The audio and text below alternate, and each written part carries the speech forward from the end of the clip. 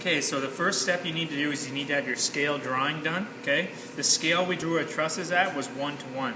The reason that we did this is because after we have our pieces cut, we're going to lay it right on the graph paper, glue it up, and then we can take it full size and put it onto our scale building, okay? So the first step to doing this is you need to get a template for each individual piece. So this piece and this piece are identical, so we only need one for each for both, okay? And this one down here is different, okay? And then this one in the middle is different as well. So what you're going to do is you're just going to set your scale piece of wood on your drawing, okay? And it lines up perfectly with the lines because it's full size, the scale's 1:1. And we're going to mark where this line starts here and then where it comes through on the bottom, okay? So what we're marking is this line right here, okay? And then you'll take your saw, okay? And you'll line it up on your pencil marks. And the best way to hold your saw is with your finger on the edge like that. That's going to give you more control when you start. Okay, and we'll have that cut. And then you'll take the cut and you'll line it up on your paper. And then we'll mark down here where it comes through on the bottom. Okay? And the same thing, we'll cut that.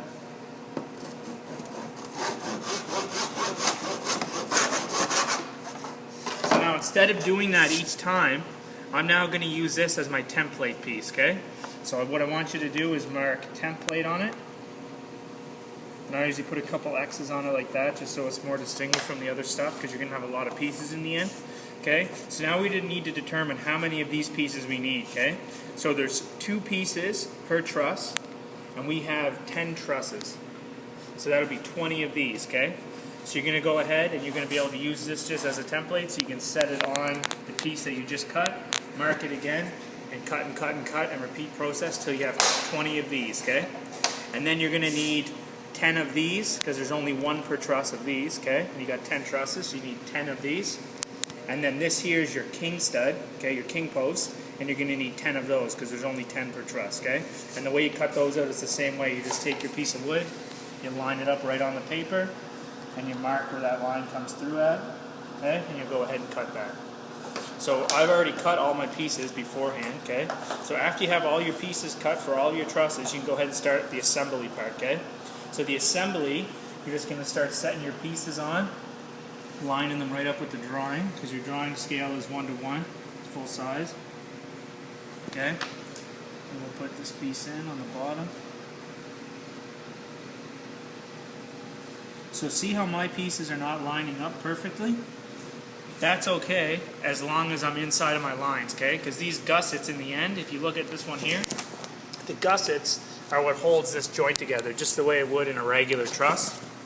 Okay, so it's okay to have that space there because when I put that glue on and that dries up, and that's going to hold that joint together. The big thing is I can't be beyond my lines. Okay, so I have to just keep all my pieces within my lines. Okay, and then I'll put my king stud in there. It might be a little frustrating trying to get everything lined up, but if you take your time and line all this stuff up properly, it's going to save you pain and agony down the road. Okay, so then after you have that, you're going to take and you're going to squeeze some glue onto the joints where the gussets are going to go. So you don't need a whole lot of glue, just put that much.